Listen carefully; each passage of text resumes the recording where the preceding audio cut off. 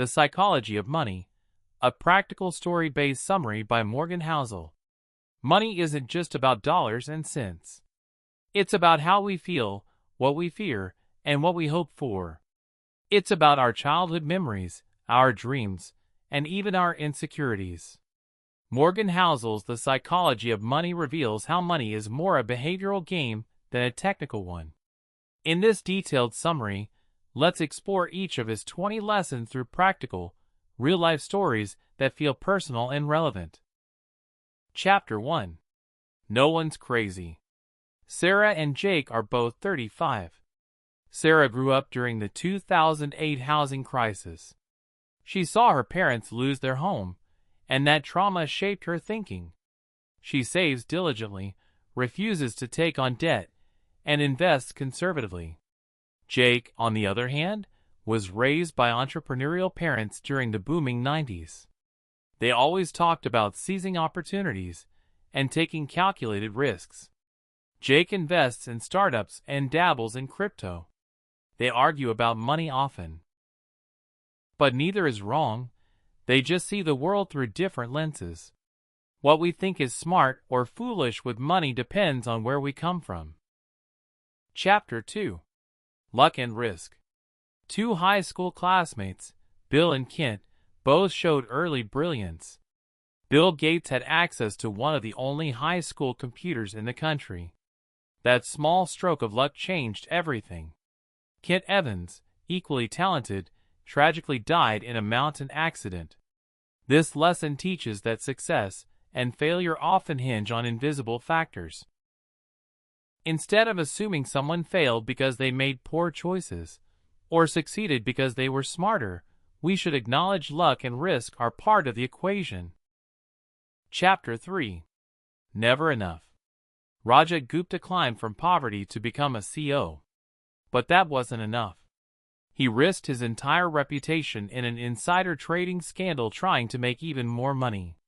Contrast this with Grace Groner, a secretary who quietly bought shares of Abbott Labs and held onto them for decades. She lived a modest life and donated millions after her death. The key takeaway? The hardest financial skill is knowing when you have enough. Chapter 4. Confounding Compounding. Meet Warren. You probably know Buffett as one of the richest men alive. But the real secret isn't his stock-picking brilliance, it's time. He started investing at 10 and kept going into his 90s. Now think of Jennifer, an equally smart investor who started at 30 and stopped at 60.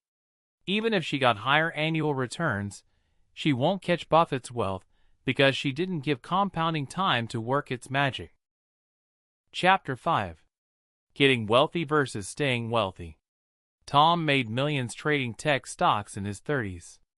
But when the dot-com bubble burst, he lost almost all of it.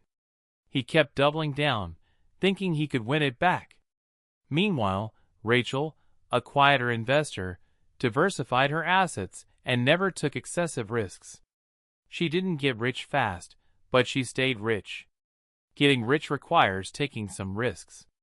Staying rich means being cautious, frugal, and humble. Chapter 6. Tails you win. In a venture capital firm, most startups fail. Out of 100 investments, maybe 5 make money. One might become the next Airbnb. Ethan, a VC analyst, was initially frustrated by all the losses. But his mentor told him, "In this business, a few outliers pay for everything." The same is true in life and investing. Big successes often come from a few surprising wins, not consistent small ones. Chapter 7. Freedom. Rachel had a fancy job in a high-rise office. She made 6 figures, but dreaded every Monday. One day, she quit and started freelance writing. Her income dropped, but her time was hers. She could go for a walk at noon, travel midweek, and work on her terms. Money buys stuff, yes. But its greatest value? Control over your time. Chapter 8. Man in the Car Paradox. When Tom bought a red convertible, he expected admiration. But as people looked at the car, they weren't thinking, "Tom is so cool." They thought, "I want that car." This is the paradox. We buy luxury items thinking it will make others admire us, but people admire the thing, not the person. Chapter 9.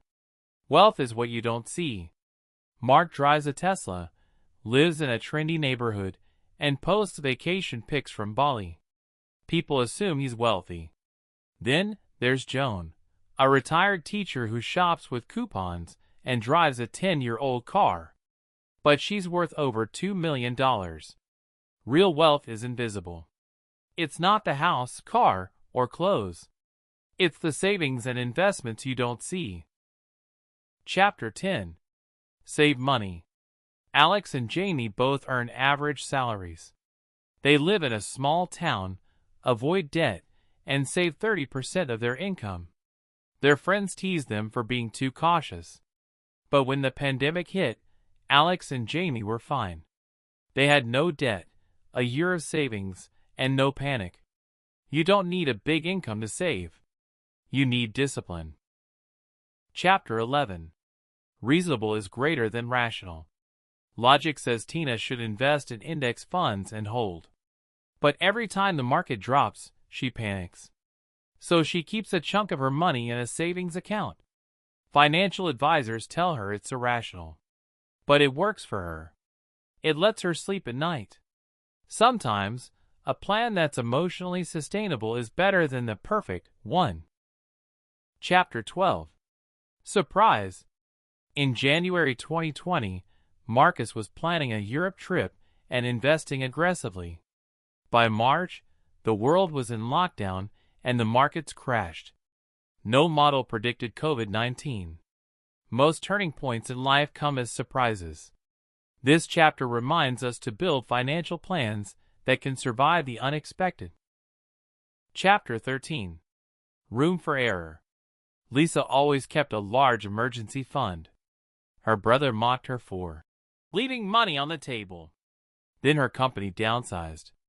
Lisa had 6 months of cushion to find a new job. Her brother scrambled to get by. Having room for error isn't a sign of fear. It's a mark of wisdom. Chapter 14. You'll change. At 22, Adam dreamed of retiring early and living in Bali. At 40, married with kids, he wanted a house near good schools and a stable job. The point? People change. Financial plans should allow flexibility, because your future self might want different things. Chapter 15. Nothing's free. Investing in stocks gives great returns over time. But the cost? Volatility. Carmen panicked during every market dip. She wanted the returns, but not the emotional roller coaster. Every reward in finance has a price. If you accept the cost, you can reap the benefit. Chapter 16. You and me. Jake is 25 and investing for retirement. He buys stocks. Linda is 60 and wants steady income.